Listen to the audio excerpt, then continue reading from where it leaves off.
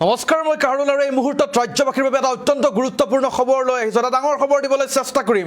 ৰাজ্যৰ প্ৰতিটো সমষ্টিত নিৰ্মাণ কৰা হ'ব একোখনকৈ উদ্যান আৰু প্ৰতিটো সমষ্টিত একোখনকৈ উদ্যান, জন্মদিন শপত উদ্যান গঢ়ি তোলা হ'ব আৰু প্ৰতিগৰাকী লোকে নিজৰ জন্মদিনত এজোপাকৈ গছ পুলি ৰোপণ কৰিব উদ্যানত। বন বিভাগে পৰিচালনা কৰিব এই বিশেষ উদ্যানসমূহ আৰু গছ পুলিসমূহৰ পৰিচৰ্যাৰ দায়িত্ব ল'ব বন বিভাগে। এই বৃহৎ মন্তব্য কৰিছে মন্ত্ৰী জয়ন্ত মল্ল বৰুৱাই। আগবঢ়াইছোঁ এই মুহূৰ্তৰ এটা ডাঙৰ খবৰ দিবলৈ চেষ্টা কৰিছোঁ প্ৰতিগৰাকী দৰ্শকক। ৰাজ্যৰ প্ৰতিটো সমষ্টিত নিৰ্মাণ কৰা হ'ব একোখনকৈ উদ্যান আৰু প্ৰতিটো সমষ্টিত হ'ব একোখনকৈ জন্মদিন শপত উদ্যান। আৰু এই ভাল খবৰ দিছে প্ৰতিগৰাকী লোকে নিজৰ জন্মদিনৰ দিনটোত এজোপাকৈ গছ পুলি ৰোপণ কৰিব উদ্যানত। গছ পুলিসমূহৰ পৰিচৰ্যাৰ দায়িত্ব ল'ব বন বিভাগে। এই বৃহৎ মন্তব্য কৰিছে অসম বিধানসভাৰ মজিয়াত মন্ত্ৰী জয়ন্ত মল্ল বৰুৱাই। বন সপ্তাহৰ সামৰণি দিনটোতে এই বিশেষ কাৰ্যসূচী লোৱা হ'ব বুলি মন্তব্য কৰিছে, অৰ্থাৎ মুকলি কৰিব উদ্যানসমূহ।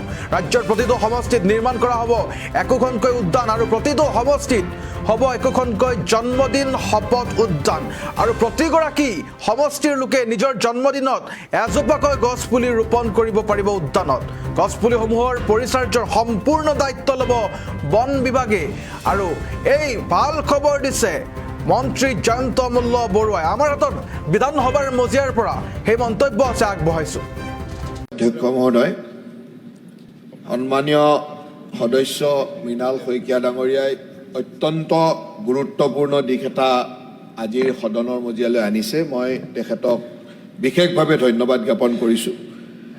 আমি সকলোৱে জানো যে এখন ৰাষ্ট্ৰীয় উদ্যান বা জৈৱ বৈচিত্ৰ্য সুন্দৰভাৱে থাকিব লাগিলে তাত উডলেণ্ড আৰু গ্ৰাছলেণ্ডৰ ৰেচিঅ'টো সদায় মিলি থাকিব লাগিব।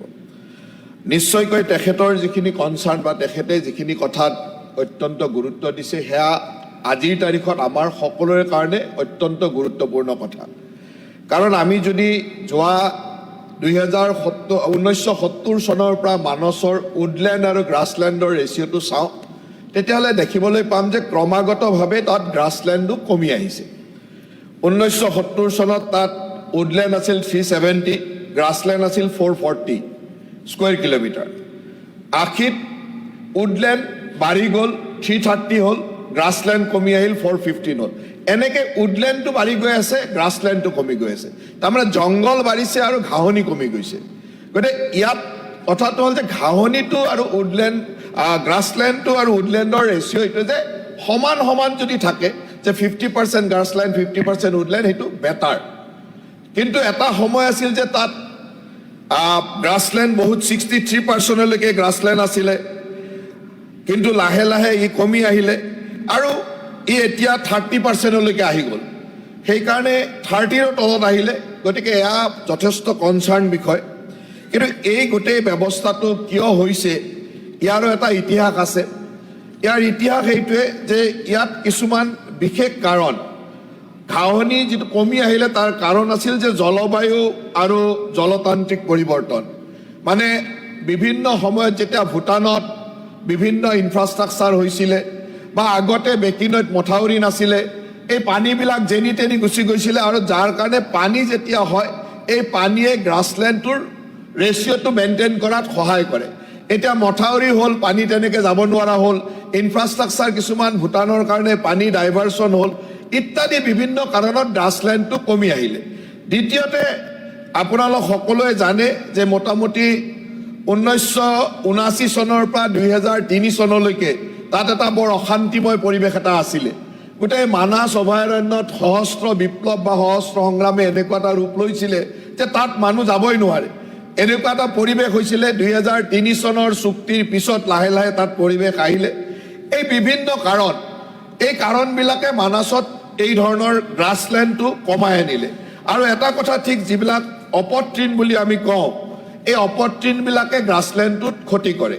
যেনেকৈ আমাৰ তাত জাৰ্মানী বন, কপৌলতা, কুকুৰঠেঙীয়া, তৰুৱা কদম, এই ধৰণৰ যিবিলাক অপতৃণ, এই অপতৃণবিলাকে গ্ৰাছলেণ্ডটোত ক্ষতি কৰে। আৰু তাত বিশেষকৈ যিটো আমাৰ শিমলু গছ বুলি কয়, এই শিমলু গছটোৰ, কাৰণ শিমলু গছটো তাৰ পৰা উৰি উৰি গৈ য'ত ত'ত পৰি গছটো গজি যায় আৰু এই গছটো গজি যোৱাৰ কাৰণে তাত গ্ৰাছলেণ্ডৰ অত্যন্ত ক্ষতি হৈছে কিন্তু এইটো কথাও নহয় যে বিভাগে এই গ্ৰাছলেণ্ডটো ডেভেলপমেণ্টৰ কাৰণে স্কিম লোৱা নাই বা কাম কৰা নাই এনেকুৱা নহয় বিভাগে যথেষ্ট কাম কৰি আছে 2022 পৰা 25 চনলৈকে আমাৰ যিটো APFBC তাৰমানে আমাৰ যিটো ফ্ৰেঞ্চ প্ৰজেক্ট চলিছিল আমাৰ EPAৰ আণ্ডাৰত যিটো ফ্ৰেঞ্চ প্ৰজেক্ট চলিছিল এই ফ্ৰেঞ্চ প্ৰজেক্টত আমি প্ৰায় 609 হেক্টৰ গ্ৰাছলেণ্ড মানে বিভিন্ন ঠাইত এনেকুৱা অপতৃণ নষ্ট কৰিবৰ কাৰণে অপতৃণবিলাক কমাই নি যাতে গ্ৰাছলেণ্ড বঢ়াব পাৰে তাৰ কাৰণে কাম কৰিছিল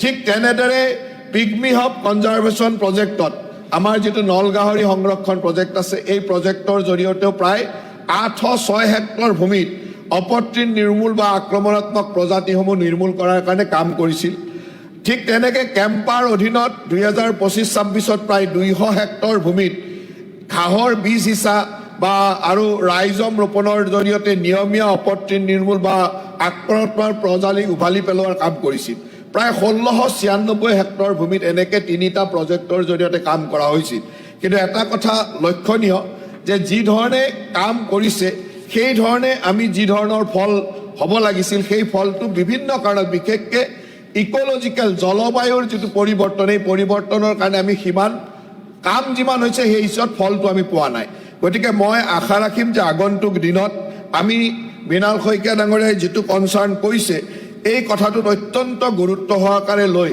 আমি তাত কেনেকৈ ঘাঁহ বনটো বজাব পাৰি কাৰণ ঘাঁহ যদি নাথাকে তেতিয়াহ'লে তাত ঘাঁহনিত সকলো জীৱ জন্তুবিলাক ঘাঁহনিতে থাকে তাৰ লগে লগে টাইগাৰ প্ৰজেক্ট এইটো টাইগাৰসমূহ লুকাই নিজৰ চিকাৰ কৰিবৰ কাৰণে ঘাঁহ বনৰ দৰকাৰ আছে যদি ঘাঁহ বনে নাথাকে তেতিয়া টাইগাৰ প্ৰজেক্টৰ কোনো ভেলু নাই টাইগাৰ ক'ত থাকিব কাৰণ ঘন অৰণ্যত টাইগাৰ নাথাকিব ঘাঁহনিৰ মাজতে বাঘ থাকিব লাগিব আৰু বাঘে তাত চিকাৰ কৰি খাব পৰা পৰিৱেশ লাগিব তাৰ নলগাহৰি আমাৰ সকলোৰে কাৰণে এটা দুষ্প্ৰাপ্য এই নলগাহৰি সংৰক্ষণ হ'ব লাগিলেও ঘাঁহ বন লাগিব গতিকে ইয়াৰ ঐতিহাসিক কথাটো চাই আৰু এইখন এখন ইতিহাস প্ৰকৃত ইউনেস্কো হেৰিটেজ ইয়াৰ এটা দীঘলীয়া ইতিহাস আছে প্ৰায় 2019 প্ৰায় স্বাধীনতাৰ আগৰ পৰা উত্তৰ সংমণ্ডল বনাঞ্চলৰ পৰা ই লাহে লাহে সংৰক্ষিত বনাঞ্চলৰ পৰা 1912 চনৰ পৰা ই সংৰক্ষিত বনাঞ্চল আছিল তাৰ পৰা ক্ৰমাগতভাৱে আহি ই নেশ্যনেল পাৰ্ক বা টাইগাৰ প্ৰজেক্টলৈকে বিভিন্ন সময়ত ই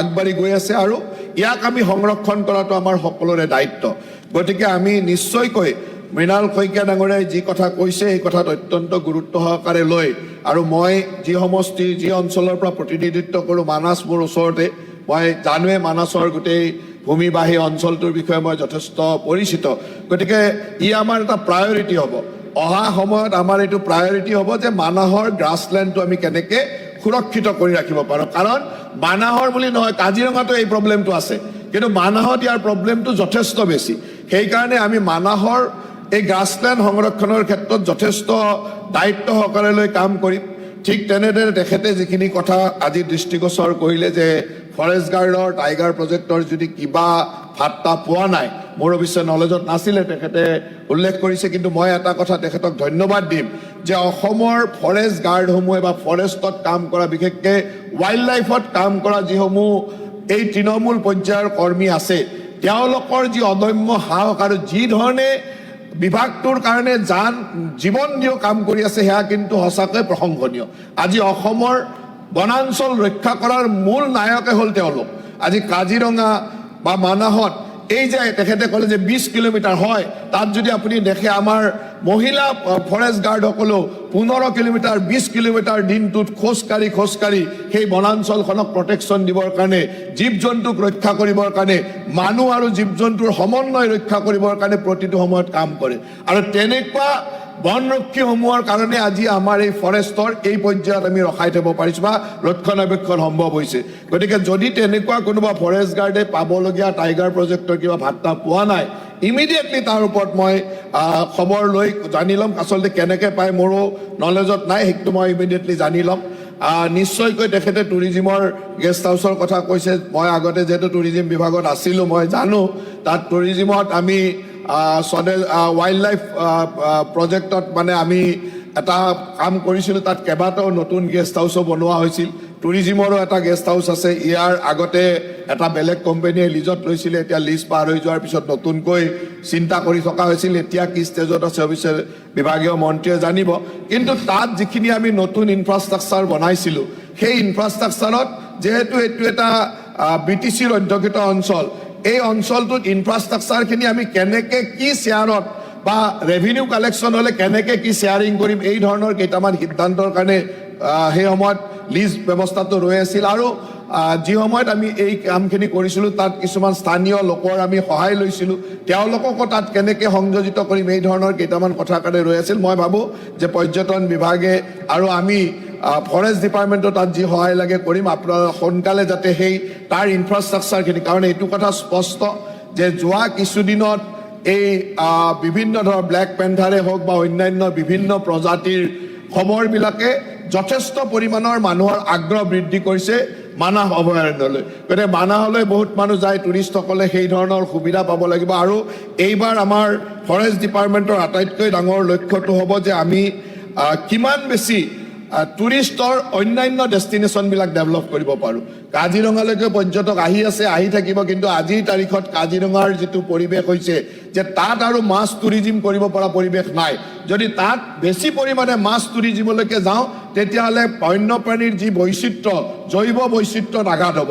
এতিয়া সেইকাৰণে মানাহে হওক বা অন্যান্য যিবিলাক অঞ্চল আছে য'ত পৰ্যটকসকলে গৈ একে ধৰণৰ বা তাতকৈ বেছি অভিভূত হ'ব, তেনেকুৱা অঞ্চলবিলাক আমি ডেভেলপ কৰিব লাগিব আৰু তাত সেই ধৰণৰ ইনফ্ৰাষ্ট্ৰাকচাৰ ডেভেলপ কৰিব লাগিব।